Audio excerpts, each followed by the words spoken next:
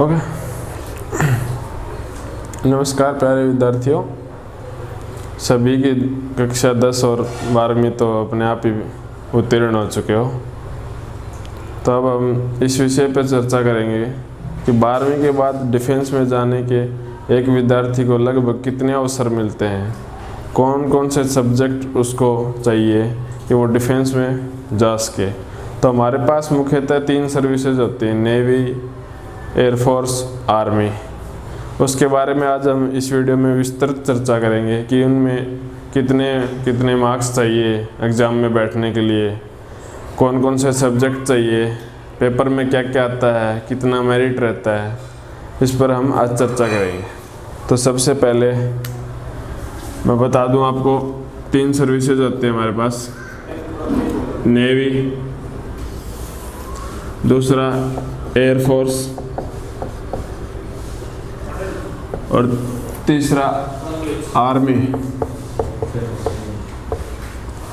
Indian navy, Indian air force, Indian army. तो इसमें 3 entry होती है। नेवी में पहली एंट्री होती है आर्टिफिशियल अप्रेंटिस, जिसको AA बोलते हैं। दूसरी SSR, सीनियर सेकेंडरी रिक्रूटमेंट। और तीसरी एंट्री होती है वो MR होती है, मैट्रिक रिक्रूटमेंट। इसी प्रकार यदि हम एयरफोर्स की बात करें तो AA की समकक्ष इसमें X ग्रुप आता है, जिसको हम टेक्निकल ग्रुप बोलते हैं। SSR के इक्विवेलेंट इसमें Y ग्रुप होता है, नॉन टेक्निकल। और MR के इक्विवेलेंट इसमें NC होता है, नॉन कमीशन्ड। इसी प्रकार यदि हम इंडियन आर्मी की बात करें तो इसमें टेक्निकल एंट्री होती है। नॉन टेक्निकल SSR के इक्विवेलेंट या Y ग्रुप के इक्विवेलेंट इसमें जनरल ड्यूटी होती है, GD। और इसमें एक कलरक की भी आती है साथ में। और MR में MR या NC के इक्विवेलेंट इसमें ट्रेडमैन बोलते हैं, ट्रेडमैन की वैकेंसी आती है। तो इस प्रकार एक विद्यार्थी को 3, 3, 6 और 9 प्रकार के एग्जाम वो दे सकता है। तो इसमें एज ग्रुप की यदि मैं बात करूं तो नेवी के अंदर AA के लिए लगभग 16 साल 10 महीने से लेकर 20 साल 2 महीने तक एग्जाम दे सकता है। 16 साल 10 महीने से 20 साल 2 महीने तक। यदि मैं बात करूं SSR की तो इसमें भी 16 साल 10 महीने लगभग से 20 साल 2 महीने तक एग्जाम दे सकता है। इसी प्रकार यदि मैं बात करूं MR की तो इसमें भी सेम 16 साल 10 महीने से लेकर 20 साल 2 महीने तक एग्जाम दे सकता है। यदि मैं बात करूं एयरफोर्स की तो एयरफोर्स में भी वही 17 साल से लेकर 21 साल तक होता है। 21 साल का इसमें मतलब ज्वाइनिंग हो जानी चाहिए। जिस टाइम पे आपकी ज्वाइनिंग आएगी उस टाइम आपकी एज 21 को क्रॉस नहीं करनी चाहिए। इसी प्रकार यदि मैं बात करूं Y ग्रुप की तो Y ग्रुप में भी 17 साल से 21 साल तक, और NC की भी 17 साल से 21 साल तक होती है। यदि हम बात करें टेक्निकल ग्रुप की तो टेक्निकल ग्रुप में 17.5 साल से 23.5 साल तक हम भर्ती देख सकते हैं, मतलब एग्जाम दे सकते हो आप। GD की बात करो तो 17.5 साल से लेकर 21 साल तक इसमें एज होती है, 2 साल कम होती है। यदि हम बात करें ट्रेडमैन की तो ट्रेडमैन में भी 17.5 साल से लेकर 23.5 साल तक आपकी एज रहती है। तो ये एज का एक बार मैं फिर से बता दूं, हमारे पास 12वीं कक्षा के बाद डिफेंस में जाने के मतलब एज सोल्जर 3 ऑप्शन रहते हैं, Indian navy, Indian air force, Indian army, जिसमें 3 कैटेगरी की सर्विस है। Technical group, artificial apprentice, SSR और MR। फिर एयरफोर्स की बात करें तो X ग्रुप, Y ग्रुप और नॉन NC। बात करें यदि आर्मी की तो टेक्निकल, GD या कलरक और एक ट्रेडमैन। एज ग्रुप इसमें लगभग 17 से 21 का रहता है। अब हम बात करेंगे कि इसमें हमारे पास कौन कौन से सब्जेक्ट होने चाहिए। एग्जाम में बैठने के लिए हमारे पास कौन कौन से सब्जेक्ट होने चाहिए जो कि ज़रूरी हैं। यदि आपके पास ये सब्जेक्ट नहीं होंगे तो आप एग्ज़ाम में नहीं बैठ पाओगे। तो सबसे पहले यदि मैं नेवी की बात करूं तो नेवी में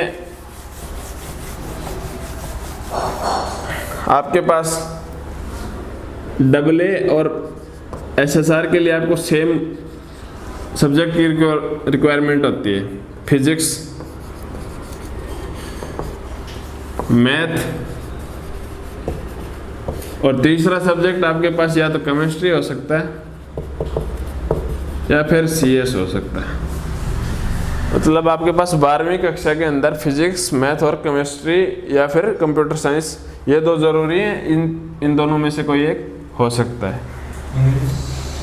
यदि बात करूं MR की, तो MR होती है मैट्रिक रिक्रूटमेंट। इसमें 10वीं बेस के ऊपर एग्जाम होता है, 10th पास। आपको क्या चाहिए? ओनली 10th पास होना चाहिए। परसेंटेज की यदि मैं बात करूं तो अप्रेंटिस के लिए आपको 60% मिनिमम रिक्वायरमेंट होती है, 60% से कम आप एग्जाम नहीं दे सकते। SSR की यदि मैं बात करूं तो आपको जस्ट पासिंग मार्क्स 33% होने चाहिए। वही यदि मैं बात करूं MR की, तो MR में वही 33% आपके पास मार्किंग चाहिए आपको इस एग्ज़ाम में बैठने के लिए या इसका फॉर्म भरने के लिए। अब ये बात करूं मैं कि इसका फॉर्म कब कब आता है साल में, तो यदि हम कोरोना काल को छोड़ दें तो इसका फॉर्म लगभग जैसे ही हमारा बोर्ड्स के रिजल्ट आते हैं जून के आसपास, जून में इसके फॉर्म आएंगे, और एक बार आता है इसका नवंबर में। जून वाले का एग्ज़ाम आपका जुलाई लास्ट के अंदर होता है, और नवंबर या फिर दिसंबर फर्स्ट वीक, नवंबर/दिसंबर, ये जून/जुलाई, तो इसका जुलाई लास्ट या फिर अगस्त फर्स्ट वीक में एग्ज़ाम होगा। इसका एग्ज़ाम जनवरी लास्ट या फरवरी फर्स्ट वीक से स्टार्ट हो जाएंगे और लगभग 15-20 दिन या 1 महीने तक चलते रहते हैं। वही बात MR की करूँ तो MR में भी सेम होता है। MR के अंदर भी इससे 15-20 दिन बाद इसके फॉर्म आते हैं, लगभग जुलाई के आसपास, और उसके अंदर दिसंबर लास्ट में इसके फॉर्म आएंगे। एग्ज़ाम कब होगा? एग्ज़ाम होगा अगस्त में, और इस वाले का, दिसंबर वाले का आपका होगा फरवरी लास्ट या मार्च फर्स्ट वीक से स्टार्ट हो जाएंगे। तो साल में 2 बार SSR, 2 बार AA और 2 बार MR के लिए आपको मौका मिलेगा। मतलब इंडियन नेवी में आपको 2, 4 और 6 बार एक साल में एग्जाम देने का मौका मिलता है। इसी प्रकार यदि हम एयरफोर्स की बात करें तो एयरफोर्स के अंदर भी X ग्रुप के साल में 2 बार मौका मिलेगा, Y ग्रुप में भी आपको साल में 2 बार मौका मिलेगा। तो एयरफोर्स के अंदर आपको साल में 4 बार एग्जाम देने का मौका मिलेगा। वही आर्मी की बात करूं, इंडियन आर्मी की, तो आर्मी में रैली भर्ती होती है, तो मान लो साल में 1 बार तो आपको मौका मिलेगा। तो टेक्निकल का 1 बार, GD का 1 बार, और कलरक का भी आप एग्जाम दे सकते हो 1 बार, और ट्रेडमैन का 1 बार। तो इंडियन आर्मी में भी आपको मोटा मोटा 4 बार साल में एग्जाम देने का मौका मिलता है। तो 6 बार इंडियन नेवी, 4 एयरफोर्स और 4 आर्मी। एक साल में एक विद्यार्थी को 14 बार एग्जाम में बैठने का मौका मिलेगा। साल में 14 बार 14 एग्जाम लिख सकता है, और एक स्टूडेंट के पास 3 साल का समय रहता है, 3 साल का।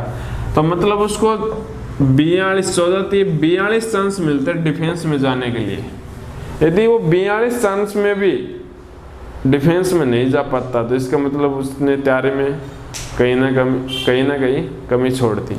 42 चांस तो ये मिलते हैं। इसके बाद NDA ऑफिसर एंट्री के लिए साल में 2 बार NDA का एग्ज़ाम होता है। तो NDA के लिए आपको साल में 2 बार मौके मिलेंगे। NDA के लिए साल में 2 बार मौका।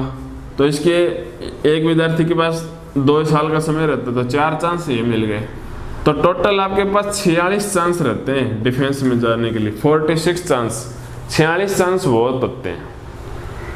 तो इसके लिए आपको ध्यान में ये रखना है कि जैसे ही अभी 10वीं पास जिन्होंने किया है, यदि वो डिफेंस में अपना कैरियर बनाना चाहता है तो उसको पहले तो सब्जेक्ट का चुनाव अच्छे से करना है, कि ताकि उसको आने वाले समय में इन सब डिफेंस सर्विसेज को ज्वाइन करने में कोई दिक्कत नहीं है। मैं फिर से बता दूं, उसको टेक्निकल सब्जेक्ट लेने हैं।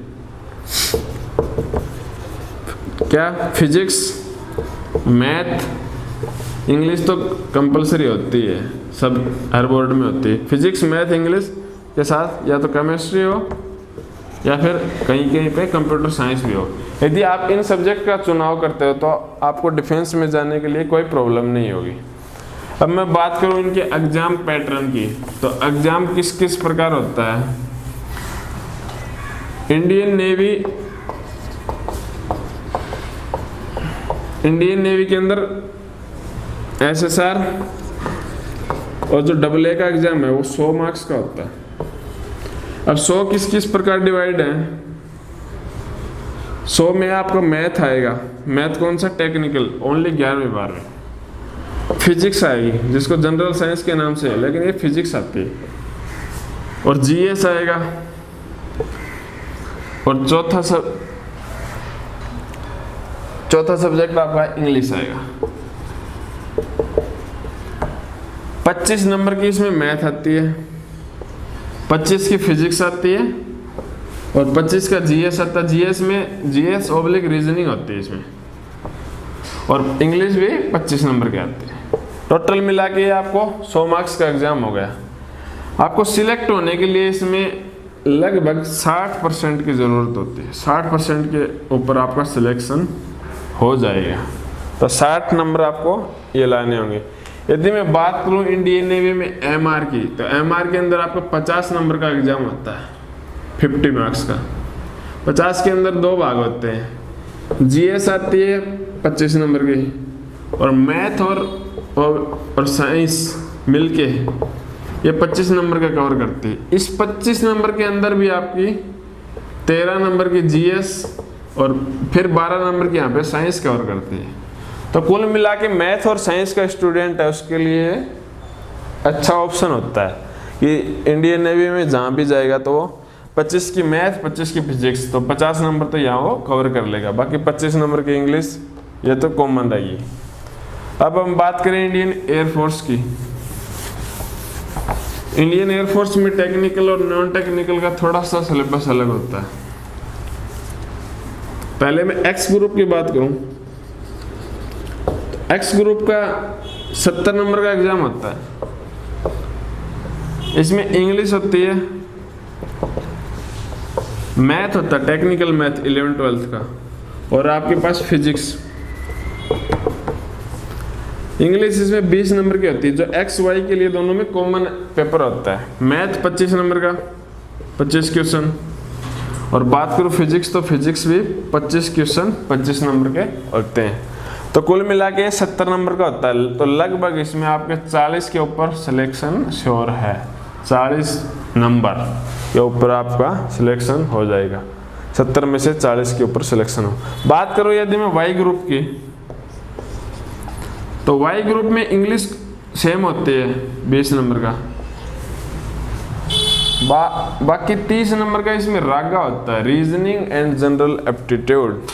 तो एक वाई ग्रुप का एग्जाम ये टोटल हमारा 50 नंबर का होता है, और इसकी मेरिट थोड़ी ज़्यादा जाती है। 50 में से लगभग आपको 38 या 40 नंबर पे आपका सिलेक्शन हो जाएगा।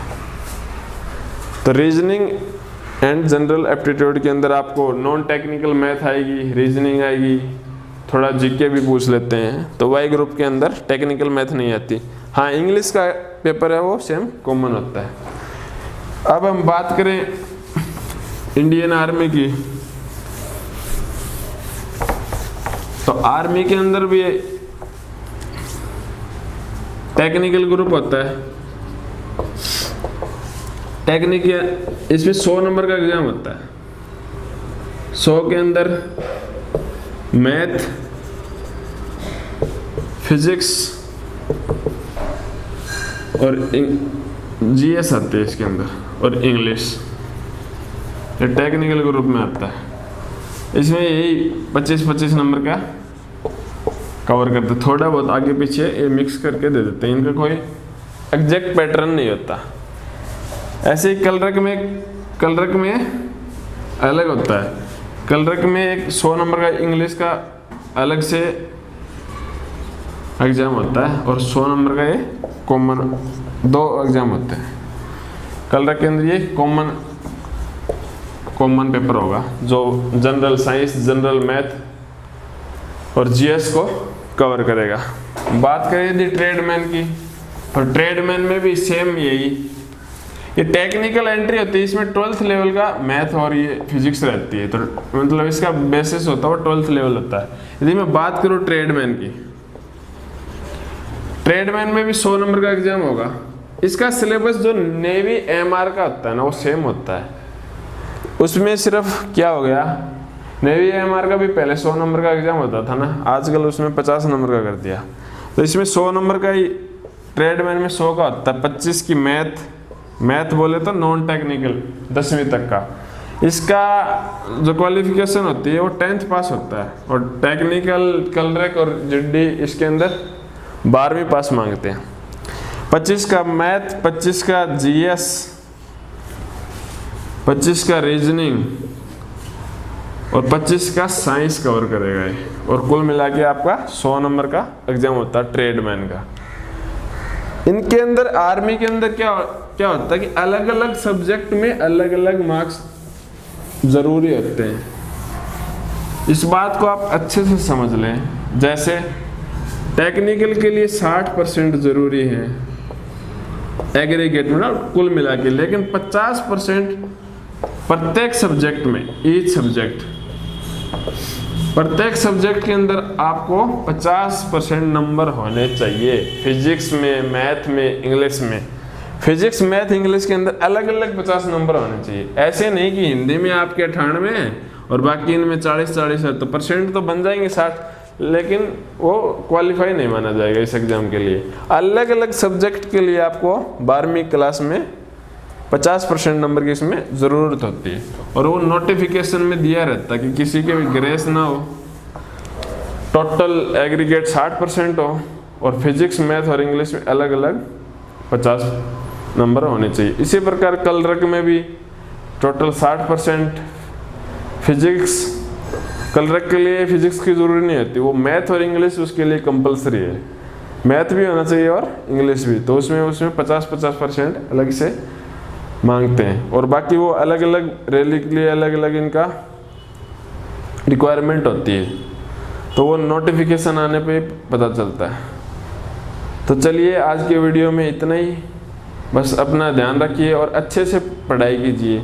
आपको 1 साल में 42 चांस मिलेंगे, 1 साल में नहीं, आपके एज ग्रुप के अंदर, मतलब लगभग एक विद्यार्थी को 3 साल मौका मिलता है, और 1 साल में 14 एग्जाम लिखने का आपको मौका मिलेगा। तो 42 एग्जाम तो सिलेक्ट होने के लिए बहुत होते हैं। यदि आपने थोड़ी सी जी जान से मेहनत कर ली तो आपको डिफेंस सर्विसेज ज्वाइन करने से कोई नहीं रख सकता। चलिए, थैंक यू, आज के लिए बस इतना ही।